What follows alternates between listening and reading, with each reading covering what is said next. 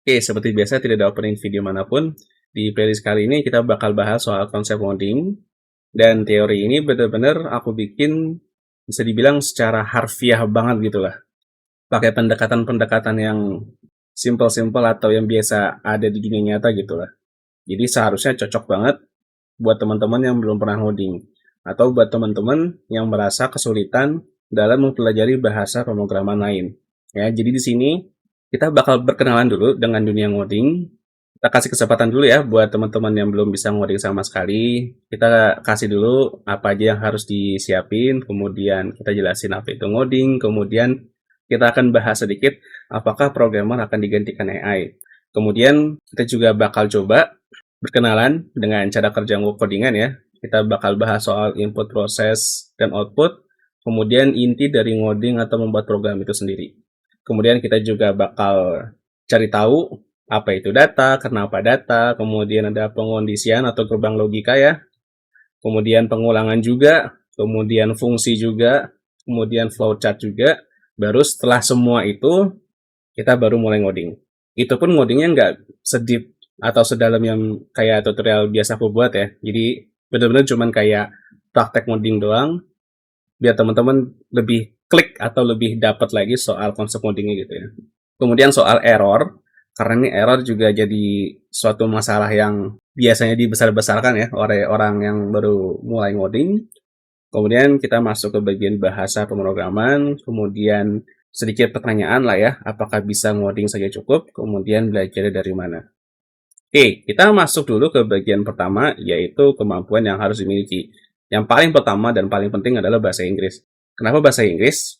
Karena ya hampir semua dokumentasi bahasa pemrograman yang ada, itu mayoritas pasti menggunakan bahasa Inggris. Ya mungkin adalah beberapa bahasa pemrograman yang dokumentasinya atau panduan bukunya gitu ya, sudah ada bahasa Indonesianya, tapi ya kayaknya belum 100% deh.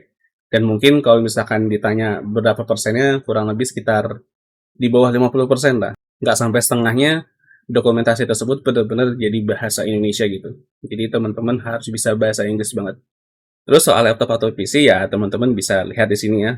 Ini berdasarkan pengalaman pribadi ya, karena zaman sekarang udah canggih ya. Kalau zaman dulu waktu aku mulai belajar ngoding tuh RAM 3 GB, nggak ada GPU masih bisa jalan tuh buat bikin website doang.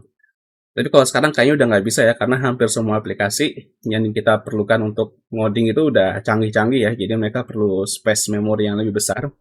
Buat teman-teman yang mungkin belum punya laptop atau komputer, bisa mulai nabung dari sekarang ya. Cari komputer yang RAM-nya 6 GB atau laptop gitu ya, dengan prosesor yang seri 5, minimal seri 5. Dan pasti generasinya harus yang terbaru ya, dengan iGPU atau GPU bawaan dari prosesornya. Itu nggak masalah, itu cukup banget buat belajar ngoding. Khususnya buat ngoding website, desktop, ya Android tipis-tipis bisa lah. Meskipun sebenarnya Android itu udah agak maksa sih RAM 6 GB ya.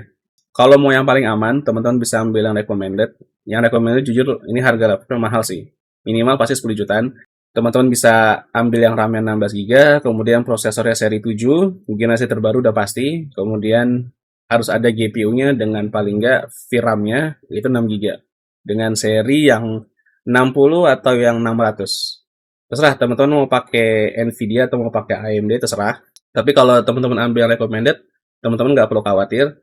Mau belajar bahasa pemrograman apapun, mau bikin game, mau bikin 3D tipis-tipis, itu aman banget sih.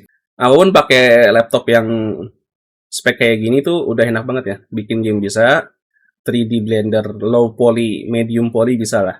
Dan buat main game kayak game-game ringan, Genshin atau GFL 2 tuh udah lancar banget sih. Dan terakhir, kalau misalkan teman-teman udah bisa bahasa Inggris dan sudah punya laptop atau PC, ya udah tinggal teliti sama rajin membaca aja. Kenapa rajin membaca yang aku coba highlight di sini? Karena nanti pasti teman-teman nggak akan jauh dari yang namanya membaca dokumentasi kalau sudah mulai belajar ngoding. Jadi teman-teman harus rajin membaca, harus suka buku. Ya nggak harus buku banget lah, minimal teman-teman nggak malas baca. Sekarang kita masuk ke bagian apa itu ngoding.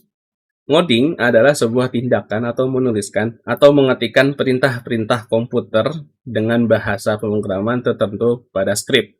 Jadi teman-teman nulis atau ngetik perintah-perintah komputer dengan bahasa pemrograman tertentu tuh.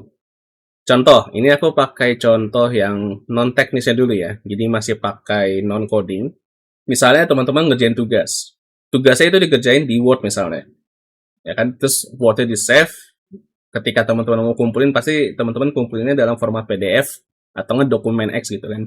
Terus kalau misalkan teman-teman mau presentasi juga, teman-teman pasti bikin PowerPoint, terus di-save, hasil PowerPoint-nya teman-teman kumpulin entah PPTX-nya atau PDF-nya gitu kan. Begitu juga dengan buku, kalau misalkan teman-teman mau bikin catatan atau buku diary atau buku tamu, pasti teman-teman tulis dulu kan di bukunya. Apalagi kalau buku tamu, maka teman-teman pasti bikin kayak garis-garis dulu gitu kan. Kayak absensi gitulah. Nah, ngoding itu juga sebenarnya secara harfiah sama. Kayak gitu juga. Ada aturan penulisannya. Kalau misalkan teman-teman ngerjain tugas, kan kadang suka ada aturannya gitu ya. Oh, ini spasinya harus sekian. Oh, tabnya harus sekian. Nah, ngoding itu juga kayak gitu sebetulnya. Cuman yang berbeda adalah konten yang teman-teman buat atau isi dari filenya yang berbeda. Kalau tugas atau kayak Word, PowerPoint, maka teman-teman ya kayak masukin gambar, teks, dan lain sebagainya gitu kan. Kalau ngoding, itu teman-teman nulis perintah-perintah komputer dengan bahasa pemrograman tertentu. Nah, nanti filenya itu juga disimpan tergantung dari bahasa pemrograman yang teman-teman pakai. Contoh, di sini. Teman-teman ngetik kodenya di kode editor ya. Ada VS Code, ada Sublime Text, ada Notepad juga. Nah, nanti filenya itu atau scriptnya gitu ya, di-save dengan format tertentu. Contoh, teman-teman pakai bahasa pemrograman PHP. Nah, nanti hasil filenya atau scriptnya itu menggunakan ekstensi .php seperti ini ya. Kemudian ada juga GD script, dia menggunakan .gd, ada juga JavaScript, dia menggunakan .js, ada juga Python, dia menggunakan .py. Ya, tergantung dari bahasa pemrogramannya masing-masing. Belum tentu bahasa pemrogramannya itu yang jadi ekstensi filenya. Jadi, teman-teman harus periksa lagi ketika nanti mulai belajar suatu bahasa pemrograman. Untuk kode editornya, teman-teman bisa pilih antara tiga ini ya, VS Code, Sublime Text, atau Notepad. Cuman yang aku paling sarankan teman-teman menggunakan VS Code aja ya. Karena Sublime sama Notepad++ itu bisa dibilang terlalu minimalis lah.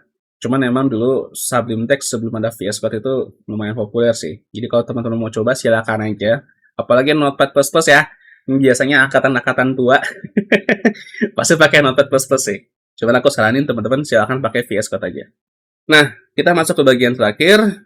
Programmer akan digantikan AI. Benar atau enggak sih? Ya, ini jawabannya udah kelihatan di layar ya. Yaitu jawabannya adalah belum bisa. Jadi jujur ini agak menyesatkan karena banyak sekali video-video yang beredar soal apakah programmer akan digantikan AI dan lain sebagainya. Jadi seolah-olah kayaknya nggak worth it banget tuh belajar jadi programmer gitu ya. Nah, aku sebagai orang yang udah pernah ngoding, dimulai dari SMP ya, aku mulai ngoding tuh SMP. Sampai sekarang, aku nggak mau nyebutin umur, tapi yang jelas aku masih termasuk Gen Z, jadi umur kita nggak jauh-jauh amat lah. Aku bakal bilang, belum bisa. Ya, AI belum bisa menggantikan programmer. Kenapa demikian? Karena menurut aku AI itu sekarang masih kayak anak remaja lah. AI itu emang keren banget dan bisa melakukan segala hal. Tapi ya balik lagi, ada beberapa hal yang menurut aku belum bisa disentuh sama AI gitu. Dan pada dasarnya di setiap era baru, itu pasti ada pekerjaan yang bakal hilang. Entah itu pekerjaannya digantikan oleh mesin atau pekerjaan yang emang udah mulai nggak relevan di pada zaman itu. Nah, kalau pekerjaan diganti sama mesin atau robot gitu kan, di pabrik-pabrik kan pasti jadi ada efisiensi anggaran dong. Kayak gantiin karyawan gitu kan. Lebih baik pakai robot daripada pakai karyawan gitu kan. Cuman jadi pertanyaan, apakah semua perusahaan sudah menggunakan robot? Apakah semua perusahaan yang baru berdiri atau baru mulai dibangun gitu ya, akan langsung beli robot? Kan jawabannya enggak, ya kan? Cuman memang kesempatannya jadi lebih kecil karena suatu saat mungkin perusahaannya makin gede, dia bakal ganti jadi robot. Semakin besar perusahaannya pasti mau nyari efisiensi dong. Akhirnya beberapa bidang atau beberapa bagian di perusahaan itu pasti digantikan dengan robot gitu kan. Terus gimana dong? Jadi sia-sia dong belajar programmer gitu kan. Nanti ujung-ujung kita bakal digantikan sama AI. Jawabannya ya enggak juga. Balik lagi ke bagian tadi yang aku sampaikan sebelumnya. Setiap era baru itu pasti akan ada pekerjaan yang hilang atau digantikan. Yang itu berarti semua yang dipelajari bisa aja jadi nggak relevan. yang mungkin teknologi-teknologi lama itu jadi nggak relevan lagi. Jadi ya secara harfiah ya semua yang kita pelajari bisa jadi sia-sia. Karena bisa aja kita pasti digantikan sama segala sesuatu yang baru gitu kan. Nah, tapi pertanyaannya, teman-teman pernah lihat nggak sebuah gedung atau sebuah perumahan atau sebuah jalanan yang 100% dibangun sama robot? Belum ada kan? Atau satu pabrik yang full robot nggak ada manusianya sama sekali gitu? Belum ada kan? Belum 100% robot kan, bisa dibilang seperti itu kan. Masih ya mungkin sekitar 60-70% robot, tapi kan masih ada manusianya. Dan pasti manusianya yang untuk mengawasi robot-robot itu kan pasti paham cara kerja robotnya, gimana cara dia mengoperasikan robotnya dan lain sebagainya gitu kan. Atau di sawah juga belum ada kan robot yang jadi petani kan.